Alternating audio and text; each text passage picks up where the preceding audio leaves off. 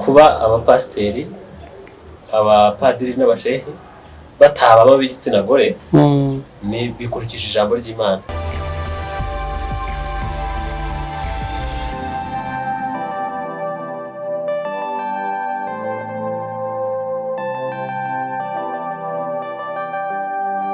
Yes, turabasuje cyane mwese rero mudukurikira umunsi ku munsi. Tubahaye ikaze ku Ibendera TV.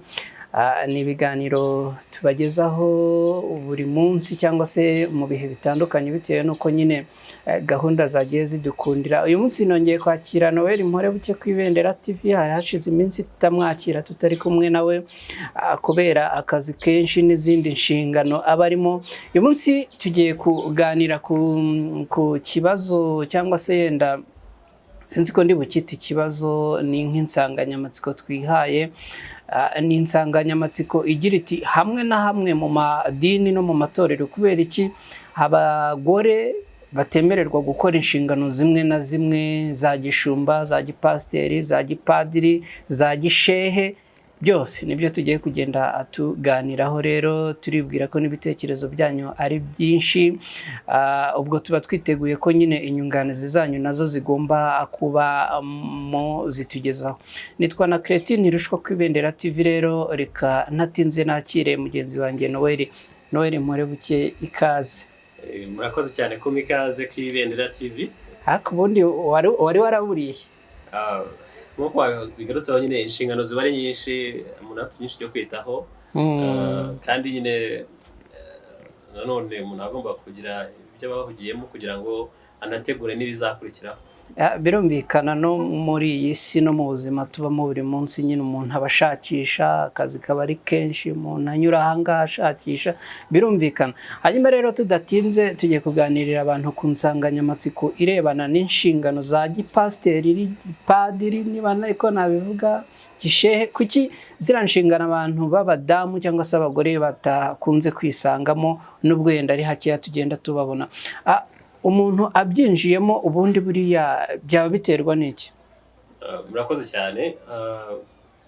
Mbere na mbere yuko abantu bahabwa inshingano mu buryo butandukanye, ari mu buryo bw'umurimo w'Imana cyangwa se n'ubuzima busanzwe,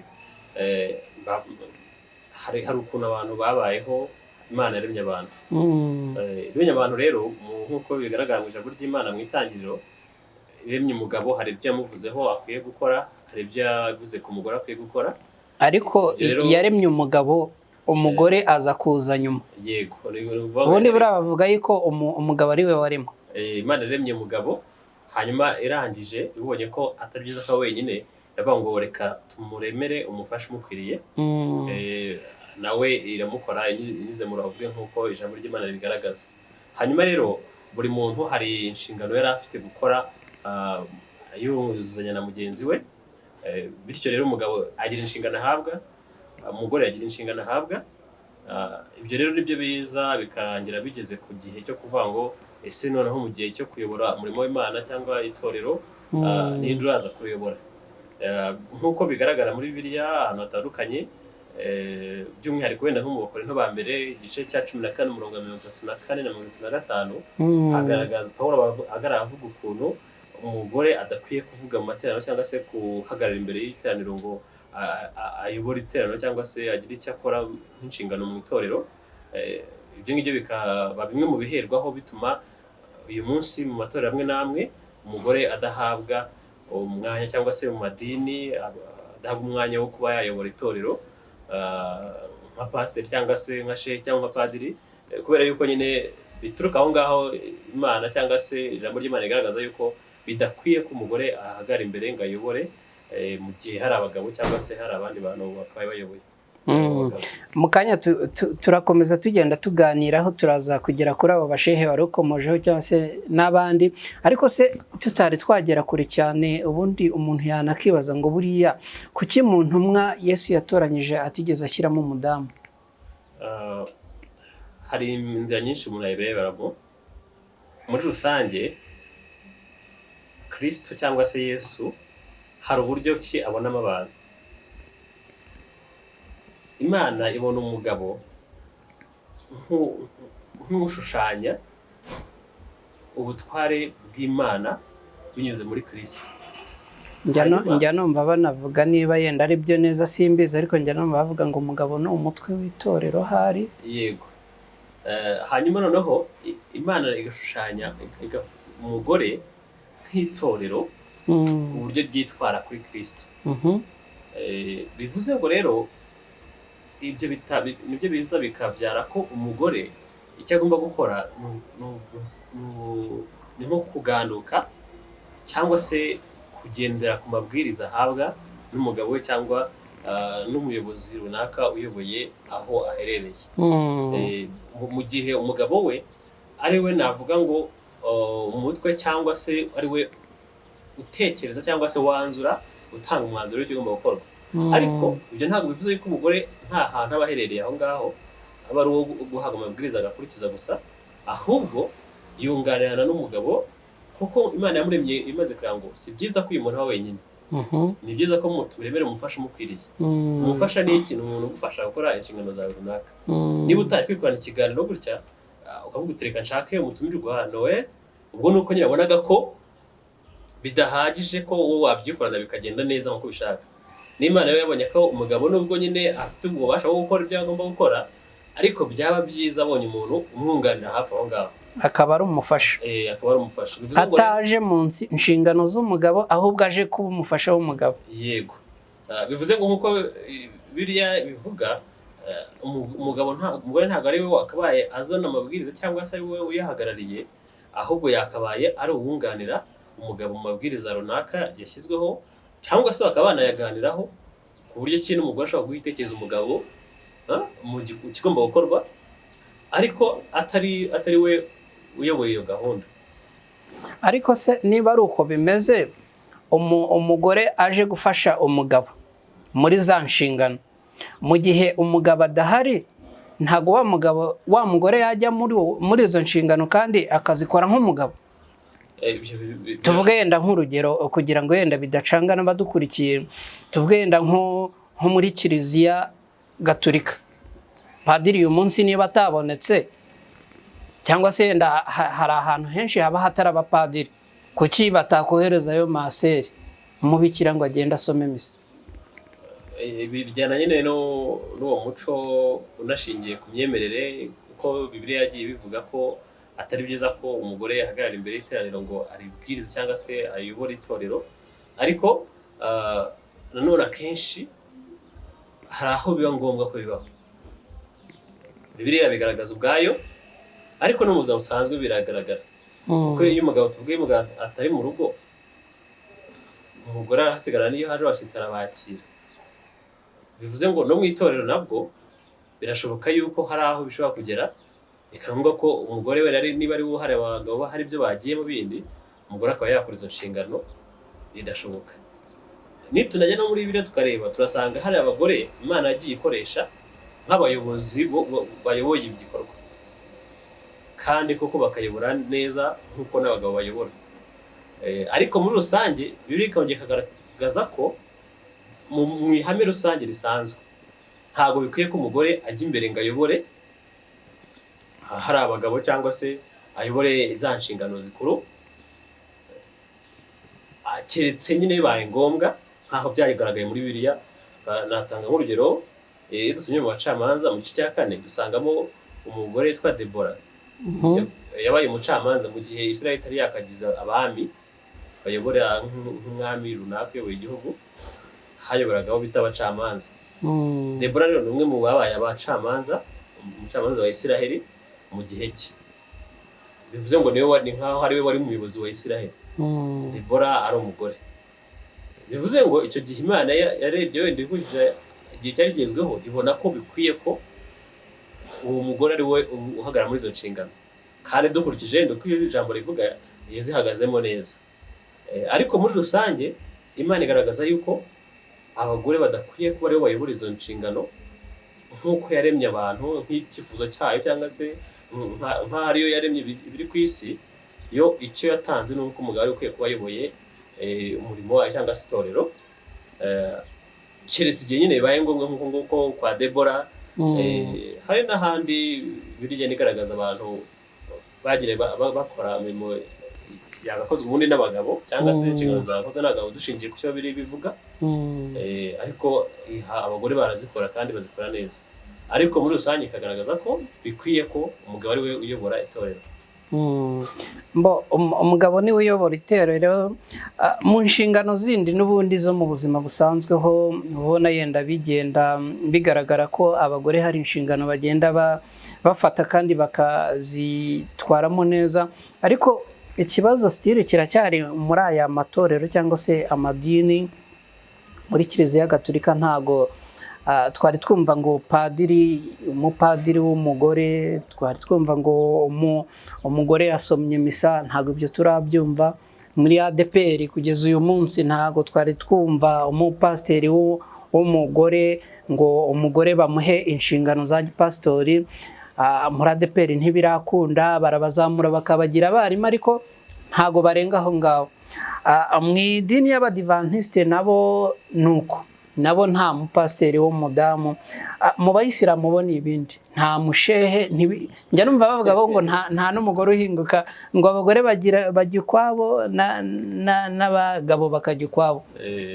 Ibi ntago bishobora kuba yenda bifite ahantu byabihonyora uburenganzira bwabo. Dushingiye ubundi ry'uburenganzira nabyo nabije vuba ugereranije nyine n'ijambo ry'Imana n'imyemerere. Imyemerere yo imaze igihe kinini cyane, ariko ubwo ndatekereza guhonyora uburenganzira bwabo n'ubundi mu by'imyemerere. Mu by'imyemerere ubundi imyemerere ifite amabwiriza igenderaho na leta n'ibihugu nabyo bigira andi mabwiriza bigenderaho n'amategeko, ariko mu mategeko y'imyemerere yo nta burenganzira bw'umugore babuhonyowe, kubera ko ariko imyemerere biteganya. Ibitabo basoma, Abayisilamu basoma Korani niko ibivuga, ntabwo yemerera umugore guhagarara muri izo nshingano. Abakugendera kuri Bibiliya nabo ntabwo Bibiliya yihanukira ngo ivuge ngo n'abagore bayobore bakore ibiki n'ibiki n'ibiki, nubwo hagaragaraho bagiye bayobora kandi bagakoresha inshingano zabo neza, ariko muri rusange bigaragara ko ibyo ari iby'Imana yakoze ku bushake bwayo, ariko atari ihame yahaye abantu bakwiye kugenderaho.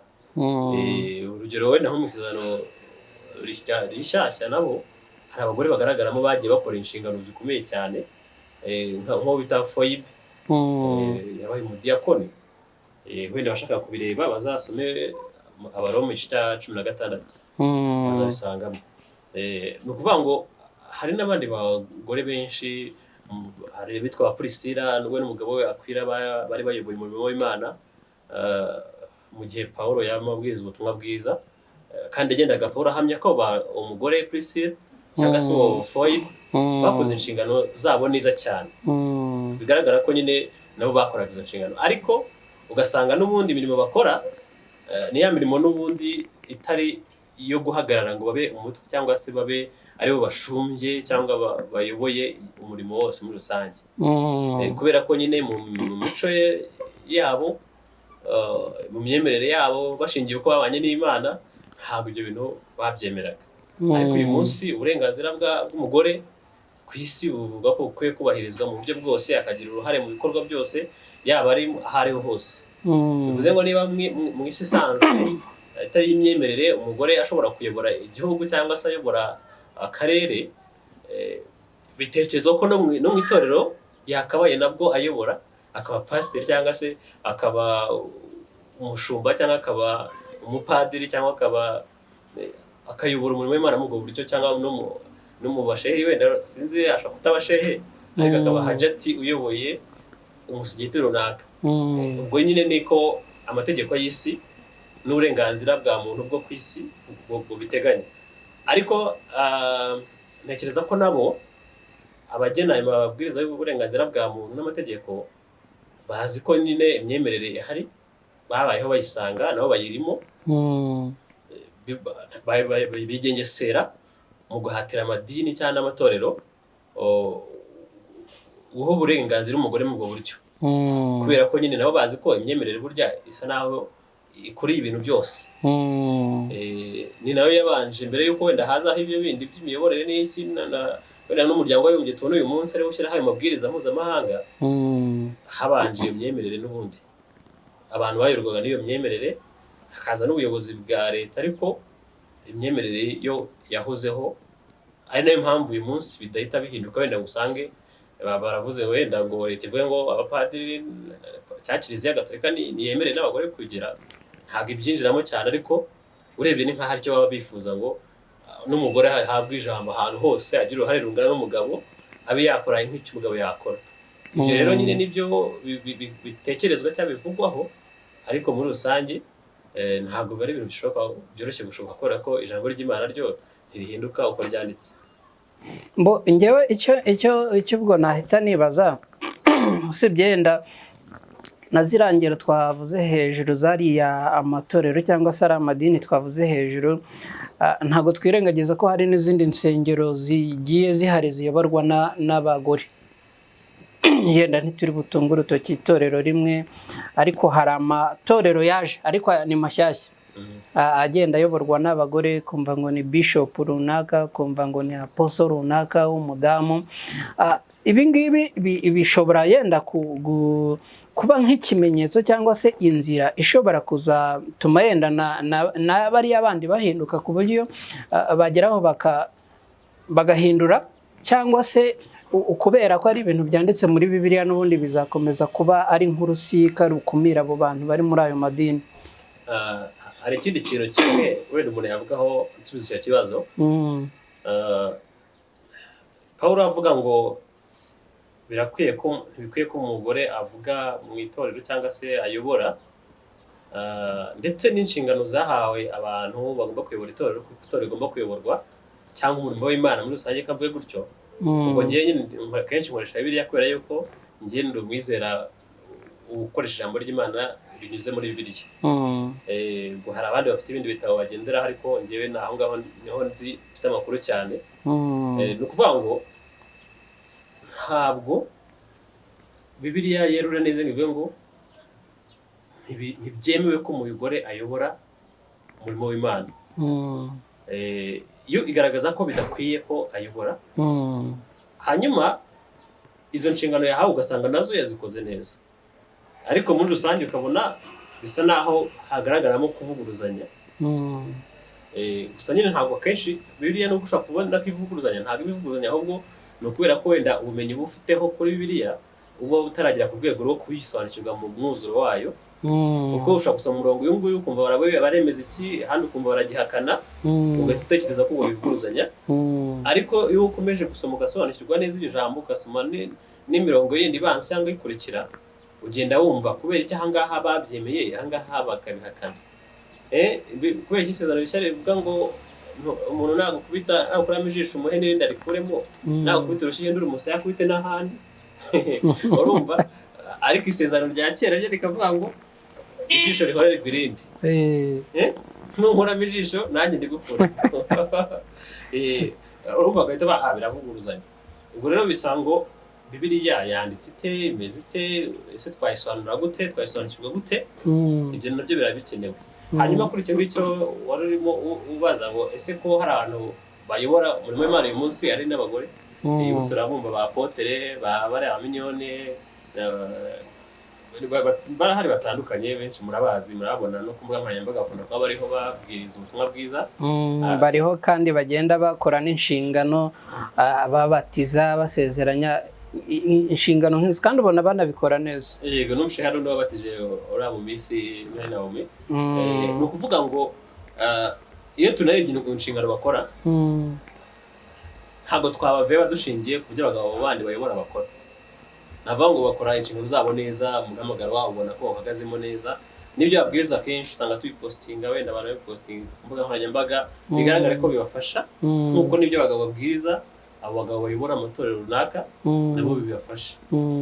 Bisa naho nabyo ntacyo byaba bitwaye bayoboye, ariko ugasanga hamwe amatorero amwe yavuga ati oya ntabwo tugomba, ariko nabwo bisa naho bigenda nyine bihinduka, kubera yuko iyo urebye usanga twe nko muri ADP nubwo wenda nta mupasiteri w'umugore bafite, ariko bafite umwarimu w'umugore. Bafite umwarimu w'umugore, ariko umwarimu ntiyakora inshingano za gipasiteri.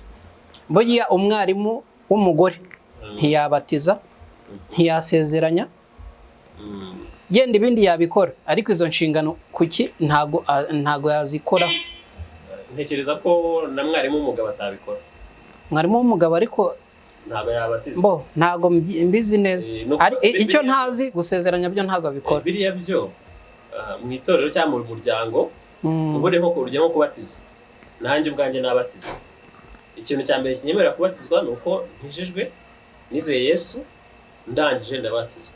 Ariko ntago wasengewe ngo uhabwe izo nshingano. Nyine hari impamvu niyo nshaka gusobanurira. Yenda aho ngaho naguciye mu ijambo yaba ari nka kwa kundi bajya bavuga ngo umuntu ngo agiye gupfa yenda hari amasakaramentu atahawe ngo wowe ushobora kugenda ukayamuha kandi ariko icyo gihe ni mu bihe nyine bikomeye nk'ibyo ngibyo. Yego impamvu ari mu bihe bikomeye ni ukubera yuko niba turi mu itorero hari amahame itorero rigenderaho, hari umurongo ryihaye. Kuko n'ijambo ry'Imana avuga ngo mu itorero habeho gahunda. Ni ukuvuga ngo niba twara mu rugo ubwaho, niba twarinye ko mu rugo rwa Anakreti niwe uvuga ijambo iyo haje abashyitsi. Ntabwo umwana wawe azarivuga kandi uhari. Ubwo nyine azategereza kurivuga, keretse nibasanga udahari akabona niwe mukuru uhari azarivuga kandi ryemerwe. Ariko igihe uhari ntabwo wazifata ngo abikore. No mu itorero rero hagomba kubaho gahunda. Niba baremeje ngo umuntu ugomba gutanga aya masakaramentu cyangwa se imihango umuntu ugomba kuyobora n'umuntu umeze utya muri iri torero, niba bavuze ko ari pasiteri nuko bigomba kugenda. Mwarimu ntagomba kubikora, yaba umugabo cyangwa umugore, yaba iki niba ari umudiyakoni, umukuru w'abadiyakoni ntashobora kubikora kuko nyine pasiteri niwe byagenewe. Keretse nyine hahandi bidasanzwe nk'uko bavugaga. Ariko ubusanzwe umukristo wese afite ububasha bwo gukora ikintu cyose mu itorero igihe abakabikoze ntabahari, cyangwa se igihe nta n'itorero afite. Wenda urugero nkawe ushobora kugenda ukahita wumvamo umuhamagaro wo kuba pasiteri, ukavuga ngo ngende pasiteri kubera ko wabyumvisemo, wumvisha uwo muhamagaro ufite, ukagenda wenda ntabwo aba pasiteri muri ADEPR ngo bakwemerere kubera ko bafite umurongo bagenderaho batanga ubupasiteri. Ariko wowe waba pasiteri ku giti cyawe, ugashaka abayoboke ukababwiriza, bakumva bagafasha bagakurikira, ukashinga itorero ryawe ukaba pasiteri. Icyo gihe nta muntu wakwimitse. Wenda ushobora gushaka undi ujya ubikora. Njya numva ngo hari abimitswe n'abandi akagusengera, yego bibaho, ariko urumva ni woweho wabyigize kubera ko wumvisha umuhamagaro. Hanyuma rero ku bijyanye no kwiterambere cyangwa se no ku bintu bigenda biza, njye nkurikije uko mbibona uyu munsi, mbona mu matorero nayo ngaya atagira abapasiteri b'abagore, ariko mu zindi nshingano zisigaye usanga abagore bari mu nshingano z'ubuyobozi butandukanye. Hari ushobora kuba ari umukontabure, akaba ari umugore kontabure w'itorero, ugasanga nyine uwo mudiyakoni ni umugore, umwarimu ni umugore, ariko pasiteri we ni umugabo. Pasiteri ni umugabo, na padiri ni umugabo, na shehe ni umugabo. Ntawamenya, wasanga ejo hazaza bishobora guhinduka nyine, ugasanga nka ADEPR igize pasiteri w'umugore bwa mbere. Ntekereza ko nshingiye ibintu Imana yagiye ikora mu masezerano yose uko ari abiri, biramutse bibaye ntabwo nabifata nk'igitangaza. Hari ikindi nahoze ntekereza umaze kumbwira ko tuzakora ikiganiro kuri iyi ngingo. Navuze nawe ku bundi ko dukwiye kuvuga ubutumwa ahantu hose. Urabona abapasiteri bagiye kurahira cyangwa se gusezerana uwo muhamagaro, muri Luka barabivuga igice cya 10 umurongo niba ari wa 2 n'uwa 3, bavuga ngo ibisarurwa ni byinshi, abasaruzi ni bakeya. Hanyuma rero mwinginge nyir'ibisarurwa yohereze abasaruzi. Kandi nanone iyo bagiye kubatiza umuntu baramubwira ngo genda uzavuga ubutumwa kugeza ku mpera z'isi. Hanyuma aho ngaho ngahita ndeba, iyo tugiye kureba ubwinshi bw'abatuye isi, dusanga abagore ari bo benshi. Igitsina gore nicyo cyinshi cyane, yaba ari mu gihugu cyacu, yaba ari no ku isi muri rusange niko bimeze. Kandi Imana nk'uko bigaragara ikeneye abantu bayikorera. Ese kuguma kwima abagore izo nshingano si ukugabanya umubare w'abakozi bajya gusarura ibyo bisarurwa? Yaba ari igicumuro cyangwa ari icyaha? Ntabwo ari icyaha, kubera yuko ubikora uwanga gushyiraho abagore ngo bayobore ntabwo abikora kuko abanga abikora kuko ariko Imana yabivuze, kuko n'Imana yabivuze, ntago ari umuntu wabivuze, yanditse muri Bibiliya biragaragara. Buriya rero niba Imana yarabivuze abantu bakabivuguruza ni icyaha. Ariko uretse n'abantu nabo nayo ubwayo nubwo yabivuze, aho yagiye igaragaza ko bishoboka ko haba hirengayobora. Rero dushingiye igihe tugezemo, natwe dushobora gutekereza wenda nka ADP ishobora kwicara cyangwa nka Islam ishobora kwicara igasanga birakwiye ko haba hirengayobora bitewe n'ubwinshi bw'abagore badafite inshingano zikomeye zatuma umurimo w'Imana waguka, bakavuga bati reka nabo hamwe inshingano muri rya rengayobora. Ibyo rero njye biramutse bibaye ntabwo nakumva ko ari igikuba cyacitse, kuko n'Imana yaravuga ngo hayobora abagabo nk'uko bishaka, ariko yanyize ikavuga ngo kubera impamvu runaka yanjye Debora nayobore n'aba umucamanza cyangwa se na perezida wa Israel. Ubwo yavuze tuwe ku mucamanza avuga ngo ni perezida wa Israel, kuko icyo gihe nyine Israel yavuga n'abacamanza. Ubwo niba Imana yavuze gutyo, kandi natwe dufite ububasha bwo kugira ibyo tugena, tugashyira iyo rengayobora. Icyambere nuko intego no kugira ngo ubutumwa bwiza bwaguke bugere henshi. Ubwo rero ntekereza yuko igihe nk'itorero runaka ryabikora nta kibazo, ko bwanjye mbona nta kibazo, ntabwo navuga ngo basuzuguye Imana. Njye ariko njye ntago duhuza, ariko njye uko mbyumva numva ahubwo aba bantu batemerera abagore kujya mu nshingano z'ubuyobozi bukuru bw'itorero ahubwo bari mu cyaha. Uti gute? Gute se nyina nubwo nenge guta mbibaza. Uti gute? Twabonye yuko Yesu atoranya intumwa ntago yigeze areba abagore, ariko nta nubwo yigeze abakumira. Noneho kandi ubwo yabatizaga babatirije mu mazi hajya n'indera, Yesu niwe wabatijwe. Yabatizwa na Yohana. Yesu yarabatijwe, abatizwa na Yohana. Noneho abo Yesu yagiye abatiza bose yarababwiye ngo nimugende muvuge ubutumwa kugera ku mpera z'isi yose. Ntago yigeze avuga ngo mwebwe nimuvuge ubutumwa noneho mwebwe ntimubuvuge. Ntago yigeze avuga mwebwe nimubuvuge aba bazabafashe.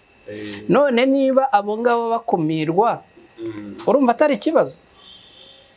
Kuko ubwo urumva amadini amwe turayafata nkaho hari inshingano bakumiraho abantu kutazigeraho. Okay, aho ngaho reka ngusubize.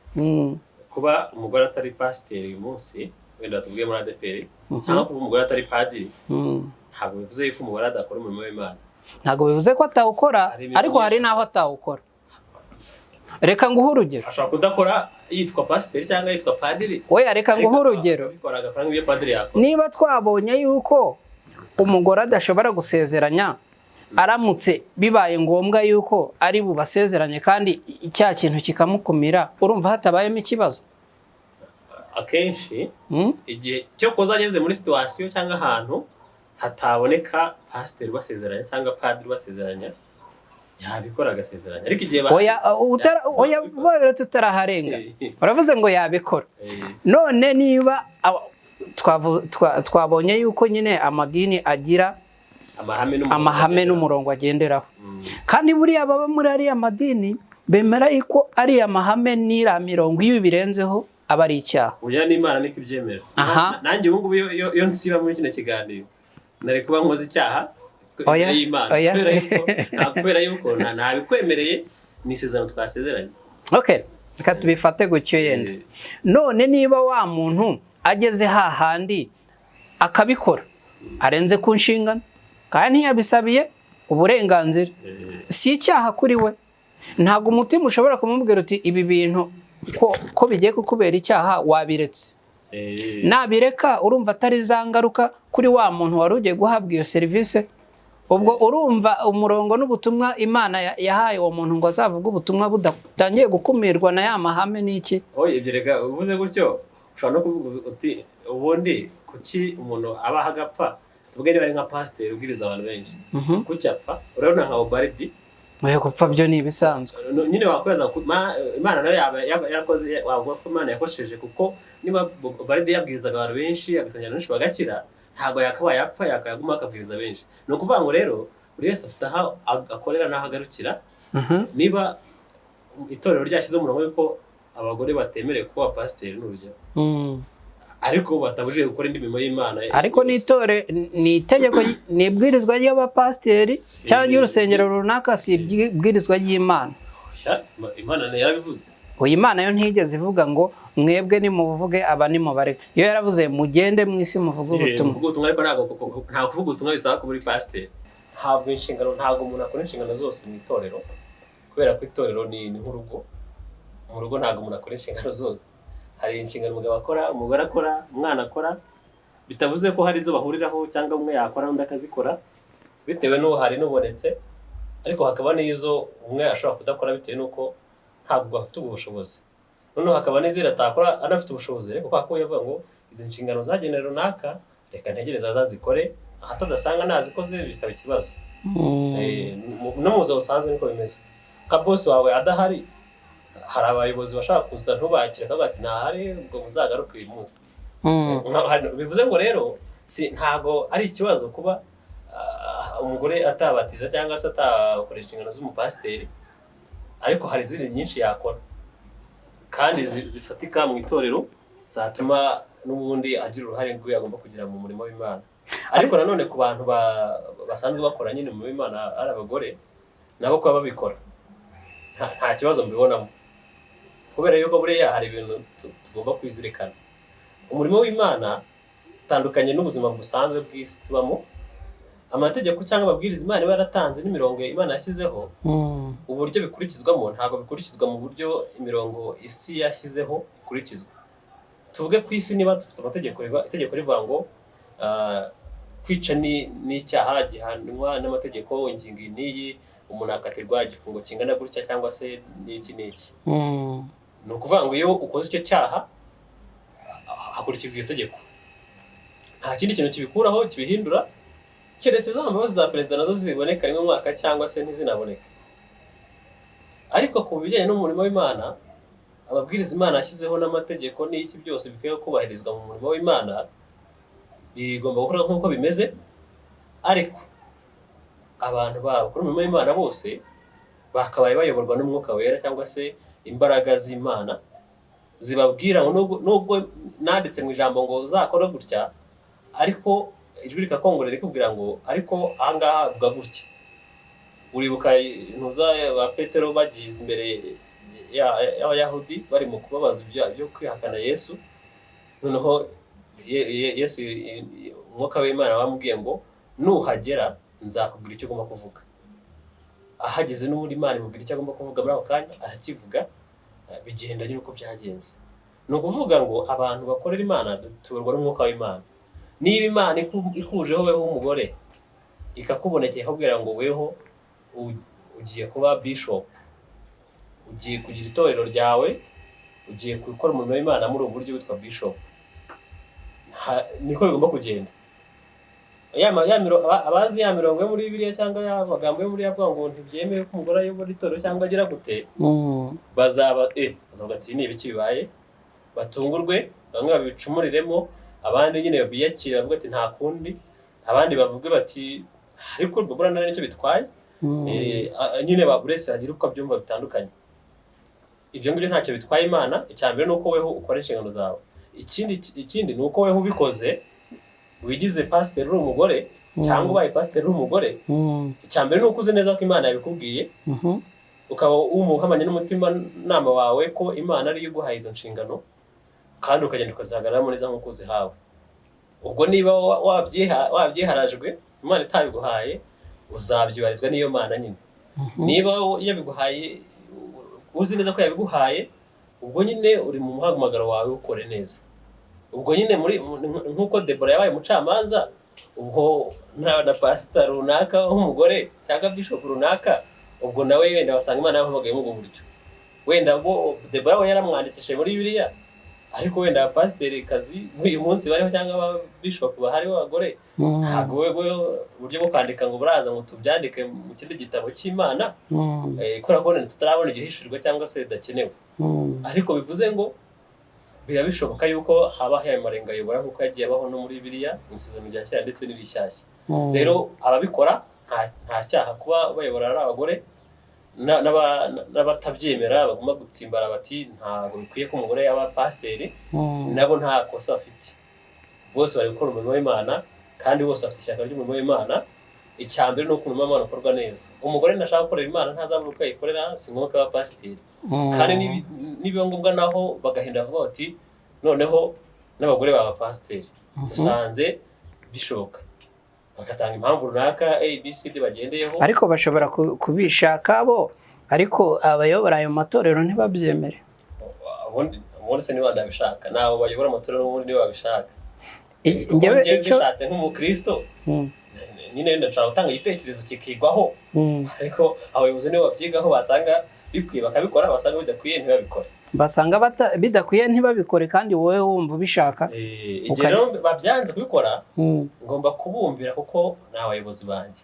Niba numva umuhamagaro wanjye utabinyemerera kuza kubumvira, ubwo nyine Imana iraza kunyereka indi nzira ndi bucemo kugira ngo ngire kuri bya bindi. Wasanga wenda na Pastor Mignone n'urugero, mwise pastor, wasanga atari pastor afite indi titre, asa na pose, ashakora apotre, ariko ntacyo bitwaye, ni umukristo nkanjye, nubwo wenda afite izo nshingano zindi yahawe. N'ubundi abagera hariya bose usibye n'abayisilamu bose baba babanje kuba abakristo. Hano abayisilamu babanje kuba abayisilamu basanzwe, wenda bakazatorwamo umushehi, nuko byose ni mu nzira, nta wese yaba icyo ari cyo cyose. Ariko igikomeye ni uko uwo mugore wahawe izo nshingano, uhasanga nawe hari igihe wenda yarabiganirije mu pasiteri aho yasengeraga, cyangwa padiri, cyangwa byaramwanze no mu mutima, kuko umujyanama wa mbere njya numva bavuga ko ari umutima w'umuntu. Yego, wasanga byarabayeho ko abiganiriza abitekerezaho, agasanga najya muri ADPR batazamugira pasiteri kandi Imana yamubwiye ko agomba kuba pasiteri, cyangwa azamugira bishop, noneho Imana ikamuyobora gushinga itorero rye. Birashoboka ko ari uko byagenze, n'ubwo wenda ubuhamya bwe ntabwumvise, ariko ntekereza ko ari uko bimeze, kuko ntabwo umuntu avuga ngo ahita aba pasiteri atarigeze aba umukristo ahantu runaka. Bivuze ngo rero nanjye ubwo ntanze igitekerezo binjemo, Imana iramatira ko umugore aba yaba pasiteri, nkabiganiriza abayobozi banjye bakantera utwatsi. Ubwo nyine ntabwo navuga ngo bakoze icyaha, kubera yuko baba barashingira ku ijambo ryanditse, nanjye nkashingira ku cy'umwuka yambwiye. Ubwo rero niba umwuka undimo atari bubagiyemo ngo babyumve nk'uko mbyumva, ubwo nyine Imana ishaka iranyereka indi nzira ndacamo kugira ngo bya bintu yambwiye bigomba gukorwa bigerweho. Ibyo rero byose ni mu Imana, nta kibazo. Utemera ko abagore bayobora nk'abapasiteri cyangwa abashehe cyangwa abapadiri, nta kosa abafite imbere y'Imana, niba ibyo ngibyo abikora ku bw'ishyaka ry'umurimo w'Imana. Hanyuma n'uwemera ko n'umugore yaba pasiteri cyangwa shehe cyangwa padiri, uwo nawe niba biterwa n'ishyaka ry'umurimo w'Imana, atari ishyari, atari ibindi, akumva ko avuga ati mbega umurimo w'Imana ukuntu ari mugari, mbega abantu ukuntu badakijijwe cyangwa batazi Imana, mbega ukuntu abantu barimbutse cyangwa batabayeho mu byo Imana ishaka, bikamubabaza kumva ati ko abagore babaye abapasiteri mbona byaba byiza kuki bitaba, akaba ari icyo kimutera kuba yifuza iki kintu. Uwo muntu rwose nawe ari mu murongo mwiza, ntabwo asenga Imana izamuhe inzira nyine bikorwemo. Muri make rero ngo njyewe ngana ku mwanzuro, navuga ngo kuba abapasiteri, abapadiri n'abashehe batabamo b'igitsina gore ni bikurikije ijambo ry'Imana. No kuba abapasiteri n'abapadiri n'abandi bashobora kuba habamo n'abagore, nabyo bikurikije ijambo ry'Imana, kuko muri Bibiliya hagaragara aho byabaye n'ahandi bibuzwa. Bivuze ngo birashoboka ntibinashoboke. Icyambere ni uko bigomba kuba bishoboka ku mpamvu z'umurimo w'Imana, ntibishoboka nanone ku mpamvu z'umurimo w'Imana. Icyo nicyo gikomeye cyane umuntu akwiye kwitaho, cyane ko tuyoborwa n'umwuka, kuko twayoborwa n'amategeko n'inyuguti. Nubwo tuzireberamo umwuka agaca muri izo nyuguti tukabasha guhishurirwa, ariko tuvugana n'Imana no mu bundi buryo butandukanye no gusoma ijambo ry'Imana gusa. Icyo Imana yemeje umuntu rero, ntabwo ndinde wo kugihakana. Ubwo niba uvuze ko Imana yakwemeje itakwemeje, ni akazi kawe n'Imana yawe, ubwo niwe biba bireba. Ariko ndi umuyobozi, mbaye ndi umuyobozi, nanjye nkumva nkwiye, umwuka w'Imana arambwira ngo ijambo riranditse ngo kandi ukwiye kujya hanze yaryo, ushobora kunzana ibitekerezo ngo wanditse abagore bakaba pasiteri nkabyanga, kandi ku mpamvu z'umurimo w'Imana nta n'ikosa n'aba afite. ubwo iki gihe nyine ugenda ugasenga Imana ikaguha ubasha itanyumvisha wowe ikaguha undi murongo ubikoramo. Ni uko nguko bimeze. Abantu bibaza ibyo bintu rwose mushyire igishyika, byose ni inyungu z'umurimo w'Imana. Imana ishima ko hajya abagore b'abapasiteri, muzabona bibaye. Nishima ko hajya abagore b'abapadiri, muzabona bibaye. Nibona bidakwiye izaguma nyine itume abayobozi b'ayo matorero n'amadini batabyemera. Umurimo no w'Imana kandi wa mugani wawe ni nayo yawushyizeho, ni nayo buri bifite uko ibiyobora. Mbo tuganye ku musozo w'ikiganiro cyacu rero, naringiye kukubaza ikibazo yenda kimwe ariko mpisemo kubyihorera kubera ko ngira ngo abadukurikira bose bagiye basobanukirwa icyo nakungamo yenda nanjye ngana ku musozo nk'umwanzuro. Buriya aho umugore ari umupasiteri kandi agakora inshingano za gipasiteri, numva nta kibazo kibirimo. Nta kibazo kibirimo niba abikora bivuye mu muhamagaro kandi bitari mu nyungu ze, ahubwo ari kubw'umurimo w'Imana. Icyakora niba abikora kubera izindi nyungu, ibyo nyine biramureba, azabyibarizwa. Njya numva batubwira yuko ku iherezo hazabaho umunsi w'urubanza, ubwo nyine buri muntu azabazwa bitewe n'ibyo yanyuzemo. Bivuze nk'utabyizeye. Oya, kubera ko ubu ngubu burya buri muntu wese nyine iyo turi hano tuba tuvugira abandi bantu. Uhagaze mu nkweto z'abatabyizera. Ubwo urumva buri muntu wese afite uko abyumva. Noneho nkigana ku musozo rero no ku mwanzuro, abayisilamukazi cyangwa se abayisilamu n'abandi batemera yuko umugore ashobora kujya mu nshingano zo ku ruhembe rwo hejuru rw'umuheto kugira ngo ayobore abayisilamu bita ubundi itorero ni idini ya Isilamu. Okay. Abatabyemera rero nabo buriya niba bahamanya n'umutima bakumva ari uko bimeze, barabyakiriye bitabangamiye ku mutima wabo, nibyo. Ariko niba binababangamiye nibatera intambwe yo kubisaba bati twe turifuza yuko n'abagore bashobora kujya ku buyobozi bukuru bw'idini. Nicyo kimwe yenda no muri idini Katolika, nabo abagore niba bumva hari abo bibangamiye kandi bakaba bumva mu by'ukuri bafite iyo nyota yo kuba bajya ku buyobozi bukuru bagahabwa ziriya nshingano batahabwa, nabo ni uburenganzira bwabo kubikurikirana bakabaza. Ushaka ko bakora imyigaragambyo? Oya, tuvuze kubikurikirana bakabaza kubera yuko kubera ko ibintu byose bitangirira n'ibitangirira mu biganiro. Aho ndisha navuga kuko impamvu nari mvuze gutyo, ashobora kuba hari umugore uvuga uti ngiye kuba padiri ntacyo bimbwiye, nta n'icyo bimariye, uko biri kuba ndi umubikira birampagije, uwo nta kibazo.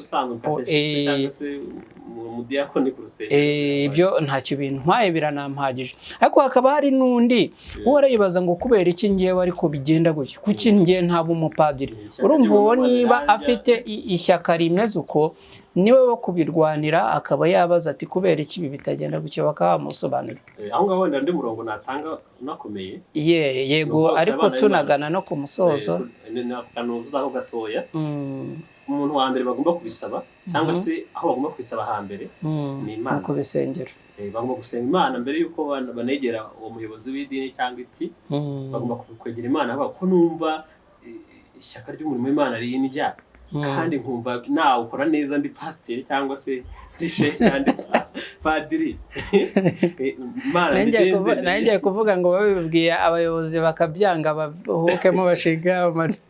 Nyine akenshi ushobora no kurangira gutyo unasenza Imana byanze bikunze ishaka kubyumvisha umuyobozi wawe akatekerezaho, cyangwa se atanabimwumvisha ikanakwereka undi murongo nyine ari wo kuba washinga itorero ryawe n'urugero. Ariko igihari gikomeye ni umurimo w'Imana, ntabwo ari umurimo w'abapasiteri cyangwa w'abayobozi b'amadini n'amatorero cyangwa umuntu ku giti cye. Umurimo w'Imana. Niba rero wumva ukeneye gukora iyo nshingano uri kuri urwego, bisaba Imana, senga Imana, niyo irazi ikananyemeza niba ndi revera w'itorero ikananyemeza nkabyemera. Rero isenga iyo Mana, uyibwire icyifuzo cyawe nibona koko bikwiye bikora. Ariko nuza kubizana mu buryo wenda bwa bundi bw'isi bw'uburenganzira bwa muntu, kuko njye ntayobora nk'abandi cyangwa tutiyamamaza nk'abandi, ibyo nyine urabuje guhanganisha inzego cyangwa se nawe ubwawe uraba utangiye kurwanira urugamba mu mubiri. Senga Imana mbere na mbere, noneho nurangiza ikiguhishuriye ugikore kuri iyo nshingano. Tugana ku musozo w'ikiganiro cyacu rero tubwira abantu ko ari umugore w'umupasiteri nta cyaha arimo, ari kandi n'umugore nawe utari umupasiteri nawe nta cyaha arimo, ari idini rigira abagore b'abapasiteri n'idini ritabagira ari abapasiteri nabo nta rubanza. Dushingiye ku ijambo ry'Imana ritwereka nta rubanza, nubwo umwe ashobora kwibaza ko hari urubanza cyangwa se rudahari, ariko dushingiye ku cyo twabonye mu ijambo ry'Imana twabisobanuye nta rubanza. Icya mbere ni uko impamvu nyamukuru yo kuba umuntu ari icyo ngicyo cyangwa yemera ibyo cyangwa abyanga ari impamvu z'umurimo w'Imana. Reka tubashimire rero abadukurikira ku Ibendera TV umunsi ku munsi, turabashimira cyane uburyo mugenda mubana natwe, inyunganizi zanyu, ibitekerezo byanyu, uburyo mutuba hafi, byose turabibashimira. Turasoza tubibutsa kandi gukora like, share na subscribe kuri channel yacu Ibendera TV. Iyo mubikoze muki rero muduteye inkunga ikomeye, kandi ababigenza gutyo ni umugisha mwinshi, Imana ijye bagirira neza. Nitwa na Cretin Nirishwa, ndi kumwe na mugenzi wanjye Muri Bukenewe. Reka tubashimire rero, mugira amahoro n'amahirwe. Murakoze.